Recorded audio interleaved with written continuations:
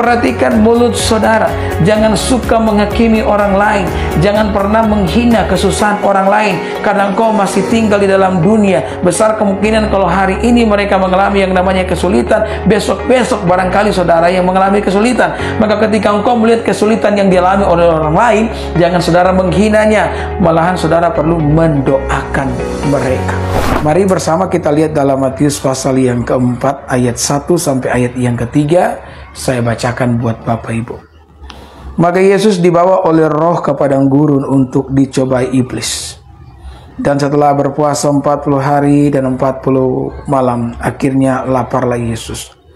Lalu datanglah si pencoba itu dan berkata kepadanya, "Jika engkau anak Allah, perintahkanlah supaya batu-batu ini menjadi roti." Jadi Alkitab mengatakan Yesus itu dibawa ke padang gurun oleh Roh Kudus untuk melewati sebuah ujian dan cobaan. Memang ada orang yang berkata kalau Yesus itu Tuhan, kenapa dia perlu mengalami pencobaan atau ujian? Pencobaan atau ujian yang Yesus alami adalah sesuatu yang sangat penting. Ya, kenapa? Karena ujian ini akan membuktikan satu fakta atau satu kebenaran yang dimiliki oleh Yesus, yakni di dalam diri Yesus itu tidak ada dosa sama sekali.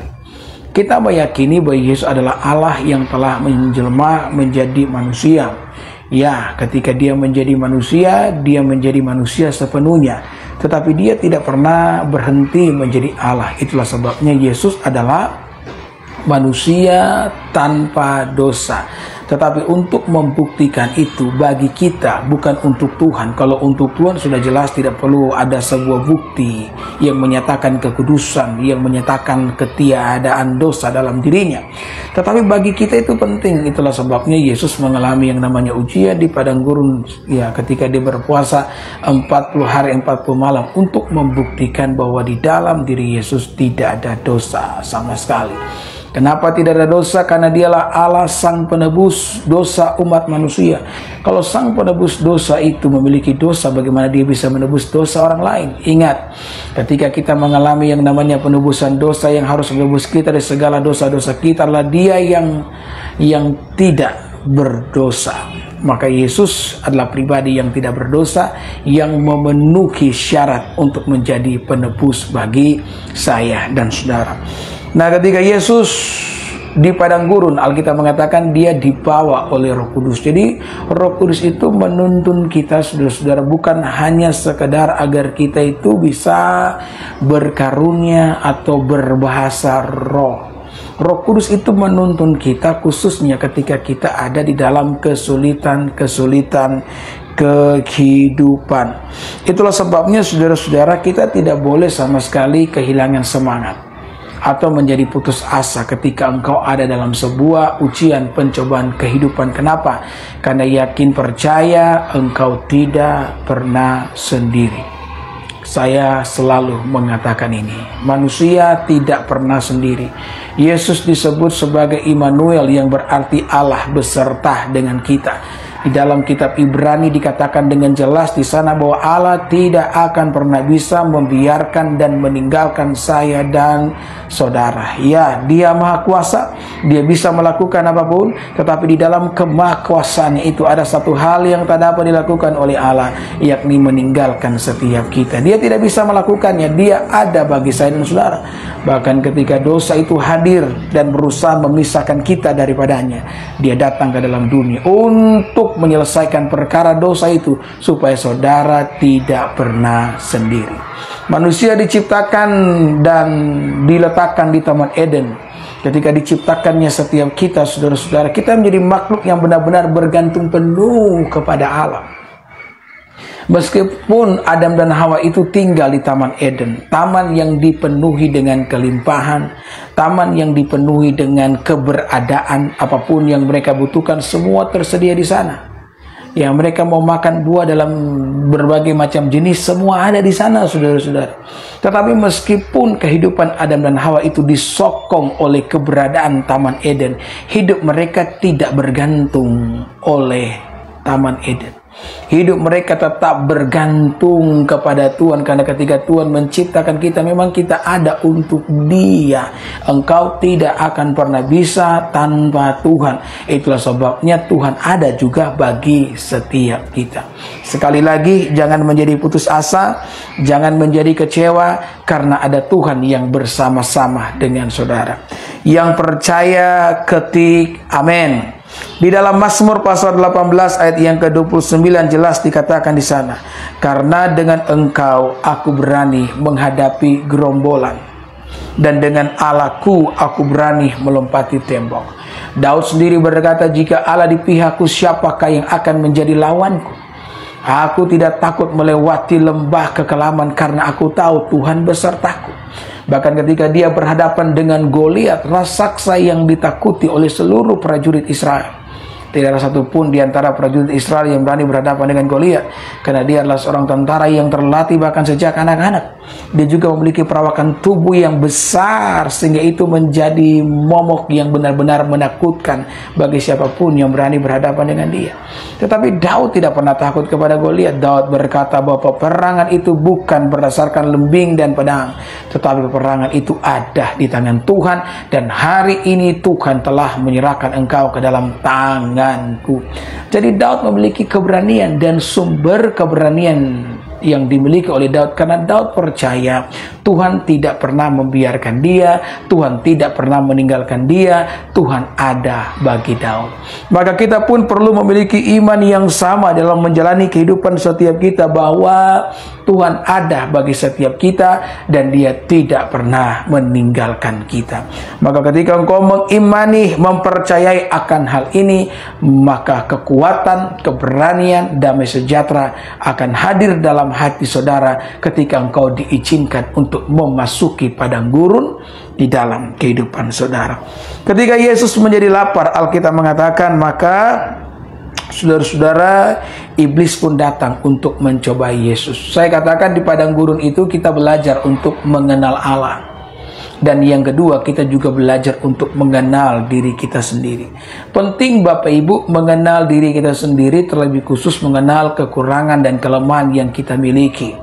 Kadang-kadang kita sebagai orang percaya, saudara-saudara, terlalu peka dengan kekurangan dan kelemahan yang dimiliki oleh orang lain, sampai-sampai kita lupa dengan kekurangan, kelemahan yang kita miliki. Hidup ini mengalami kemajuan bukan karena kita terus-menerus sibuk mengevaluasi hidup orang lain.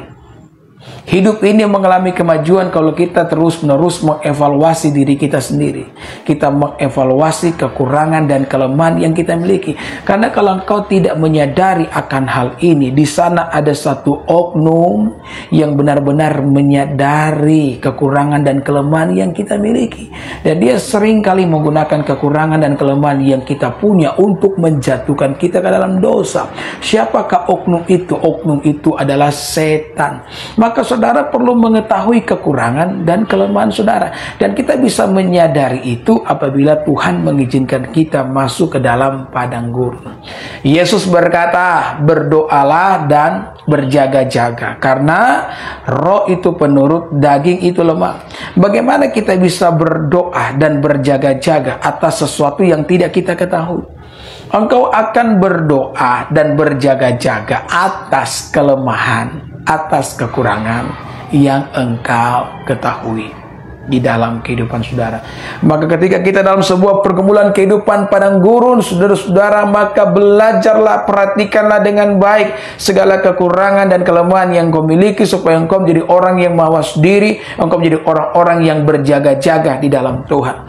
1 Korintus pasal yang ke-10 ayat yang ke-12 berkata dengan jelas bahwa jangan kita itu merasa hebat, takabur, merasa percaya diri sehingga kita berpikir bahwa kita tidak akan pernah jatuh dalam dosa. Saudara, saya sering kali mengatakan ini, bahwa tidak ada manusia yang kuat, yang ada adalah manusia yang tahu membaca keadaan. Kalau keadaan itu berpotensi untuk menjatuhkan engkau karena keadaan yang ada benar-benar menggodai kelemahan dan kekuranganmu, maka engkau perlu menghindar. Itu yang terjadi saudara-saudara dengan Yusuf. Yusuf dicobai oleh pencobaan oleh setan, pencobaan persinahan. Ingat bahwa Yusuf adalah seorang anak muda yang memiliki segala stamina dan hormon itu, saudara-saudara ya, untuk melakukan yang namanya persinahan. Apalagi ketika saudara-saudara istri dari Potifar benar-benar menginginkan itu. Saudara mendengar perkataan dari Bang Napito bahwa kejahatan terjadi bukan hanya karena ada niat, tetapi juga karena ada kesempatan. Daud memiliki semuanya itu. Kalau dia punya niat, dia punya kesempatan, maka pencobaan itu pun akan terjadi dan dia bisa jatuh ke dalam dosa. Tetapi ketika istri Potifar, Alkitab mengatakan berhari-hari menggodai Yusuf. Sampai satu ketika tidak ada orang di rumah, hanya Yusuf bersama dengan istri Potifar itu. Saya tidak tahu kenapa kondisi keadaan bisa seperti itu. Barangkali saudara-saudara istri Potifar telah mengatur semuanya. Dia menyuruh semua pembantu untuk pergi keluar rumah dengan berbagai macam alasan, menyisakan Yusuf dengan dia di dalam rumah. Maka dia mendekati Yusuf dan dia memegang jubah Yusuf, baju Yusuf, dan dia mengajak Yusuf untuk bersinah. Maka apa yang terjadi, saudara-saudara? Yusuf melarikan diri. Saudara, ada orang yang mengatakan bahwa Yusuf ini adalah seorang pecundang. Kenapa? Karena dia melarikan diri. Saya justru mengatakan Yusuf ini adalah seorang pria sejati, karena dia mampu melarikan diri. Kenapa? Karena kebanyakan pria hidung belang tidak mampu untuk melarikan diri. Kenapa Yusuf melarikan diri? Karena Yusuf paham akan kekurangan dan kelemahan yang dimilikinya sebagai seorang laki-laki. Kalau dia bertahan di situ, maka dia pasti akan jatuh ke dalam dosa. Yusuf menyadari kekurangannya, Yusuf menyadari kelemahannya, sehingga ketika keadaan berpotensi menjatuhkan Yusuf ke dalam dosa, maka Yusuf menghindar. Dengan cara demikianlah kita akan mengalahkan setiap godaan dosa yang datang dalam kehidupan saudara. Alkitab mengatakan dalam Efesus pasal yang keempat ayat yang ke-27, jangan pernah memberikan kesempatan kepada iblis. Ketika engkau menyadari kekuranganmu, menyadari kelemahanmu, maka jangan pernah berikan kesempatan kepada iblis. Jika keadaan berpotensi menjatuhkan engkau dalam dosa, maka menghindarlah. Saya selalu mengatakan bahwa tidak semua tantangan itu perlu dihadapi dengan face to face. Memang ada beberapa tantangan perlu kita hadapi, tetapi beberapa tantangan perlu kita hindari. Amin. Perhatikan ini, saya sampaikan sekali lagi. Memang ada beberapa tantangan perlu kita hadapi, tetapi beberapa tantangan juga perlu kita hindari. Nah, kita akan memahami ini, kita akan benar-benar tahu akan hal ini jika ada dalam satu kondisi di mana engkau sadar kelemahan dan kekurangan yang kau punya. Itulah sebabnya kenapa Tuhan membawa kita, mengizinkan kita untuk masuk ke dalam padang gurun, agar kita mengenal Tuhan dan mengenal pribadi kita sendiri. Bagian yang ketiga saya mau sampaikan saudara-saudara adalah iblis. Di ayat yang ketiga, lalu datanglah si pencoba itu dan berkata kepadanya, jika engkau anak Allah, perintahkanlah supaya batu-batu ini menjadi roti. Saudara, tidak mustahil bagi Yesus untuk mengubah batu jadi roti, karena Dia Allah yang Maha Kuasa. Dia melakukan mujizat-mujizat yang dahsyat. Saya berkata, ketika Dia menjadi manusia, Dia tidak pernah berhenti menjadi Allah, karena Allah tidak akan pernah bisa berhenti menjadi Allah. Bagaimana mungkin Allah itu berhenti menjadi Allah? Tidak akan pernah bisa. Itulah sebabnya di dalam kemanusiaannya Yesus seringkali menyatakan keilahiannya meskipun di dalam ukuran-ukuran yang kecil. Contohnya, saudara-saudara ya, ketika Dia mengubah air menjadi anggur, ketika Dia berjalan di atas air, ketika Dia berkata kepada orang berdosa, dosamu telah diampuni. Ini kan adalah hal-hal yang hanya dapat dilakukan oleh Allah. Makanya saya seringkali mengatakan para pendengar yang tidak beriman dan percaya bahwa Yesus adalah Tuhan, jangan kalian menggunakan ayat-ayat Alkitab yang menjelaskan tentang kemanusiaan Yesus untuk menentang kealahannya. Karena Alkitab tidak hanya mencatat sisi kemanusiaan yang dimiliki oleh Yesus, Alkitab juga mencatat sisi kealahan yang dimiliki oleh Yesus. Apakah sulit bagi Yesus untuk mengubah batu jadi roti? No. Tidak ada yang mustahil bagi Yesus Kristus. Dia mampu melakukannya. Kenapa? Karena pada lain kesempatan Dia pernah mengubah yang namanya air menjadi anggur.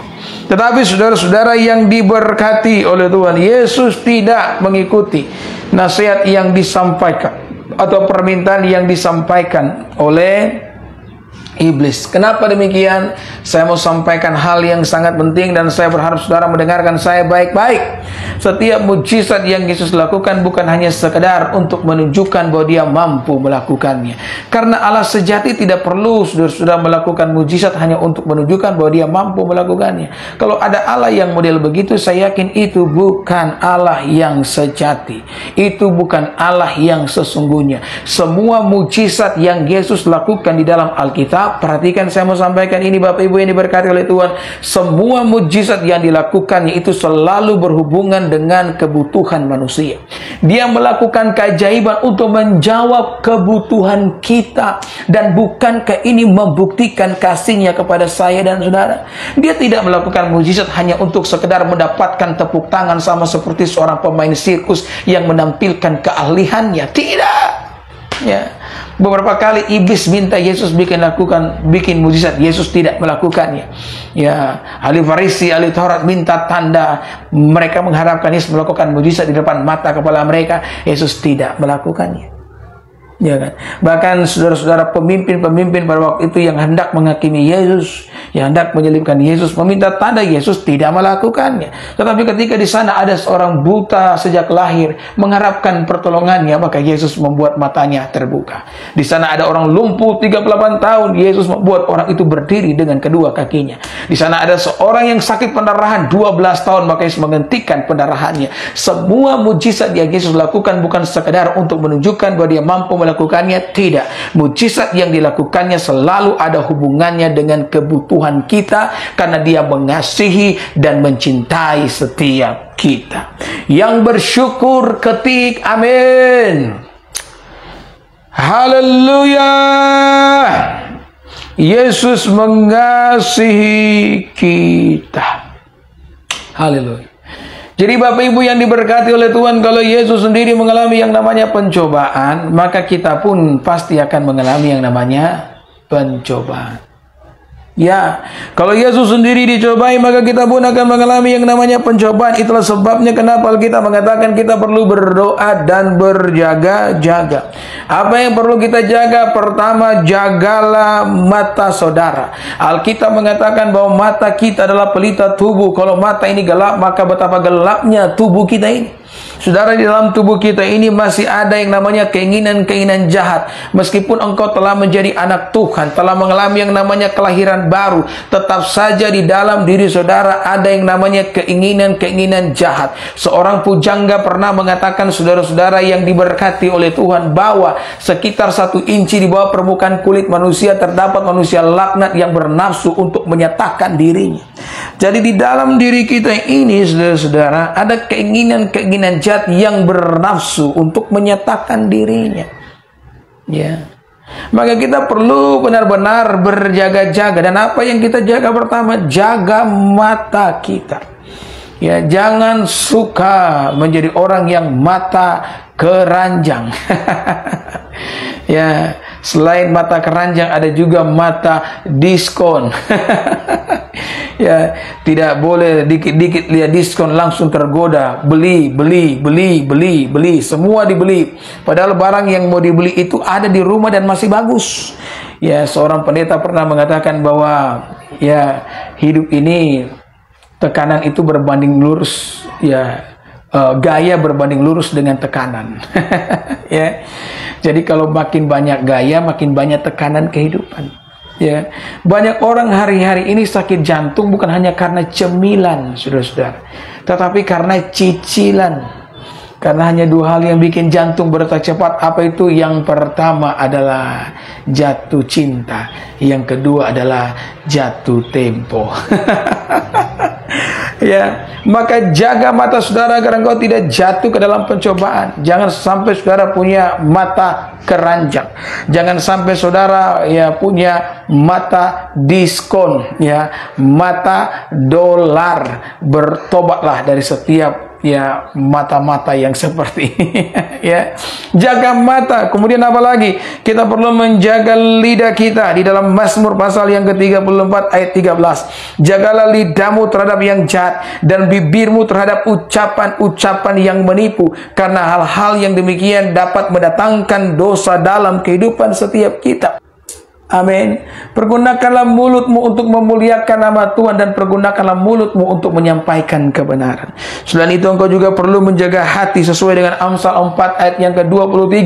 Jagalah hatimu dengan segala kewaspadaan, karena dari situlah terpancar kehidupan.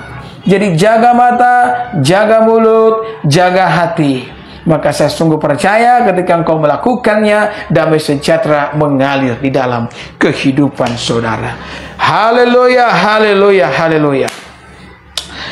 Amin, amin, amin, amin. Puji Tuhan.